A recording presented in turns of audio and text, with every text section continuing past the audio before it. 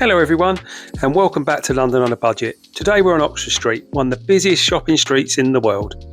Millions of people visit here every year, but most have no idea that a small moment here helped change music history forever. Because it was here, at HMV on Oxford Street, that rejected Beatles demo tape took an important step towards the man who would make the band world famous. And the best part? Just a couple of years later the Beatles would return to Oxford Street and bring the whole place to a standstill. Let's get into the story.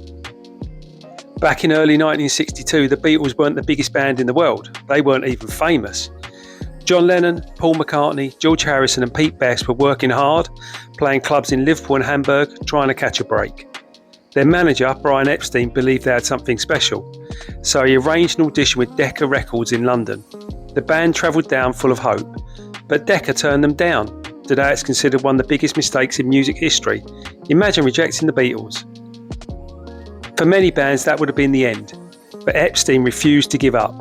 He left London with a copy of the audition tape and started looking for another way forward.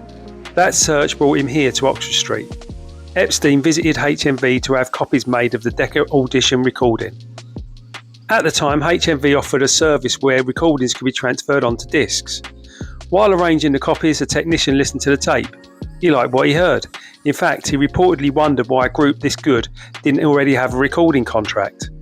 The technician suggested that Epstein contact a producer at EMI called George Martin. Now, George Martin wasn't yet a legendary figure. He was simply a producer looking for promising acts. But Epstein followed the advice. He contacted Martin. Martin agreed to hear the band. The Beatles were invited to audition at EMI's Abbey Road studios. The rest, as they say, is history. George Martin saw potential in the group. He liked their humour, he liked their personality, and he liked their sound. Soon afterwards, the Beatles signed with EMI's Parlophone label. Within months, they released Love Me Do, then came Please Please Me, then She Loves You, then I Want to Hold Your Hand. And suddenly the world went Beatles mad. It's impossible to know exactly what would have happened if Brian Epstein had never walked into HMV. Maybe he would have reached George Martin another way. Maybe another producer would have discovered the band. But this visit to Oxford Street became the important link to the chain of events that changed music forever. And here's my favourite part of the story. When Brian Epstein first came here, the Beatles were virtually unknown. Nobody was stopping him in the street.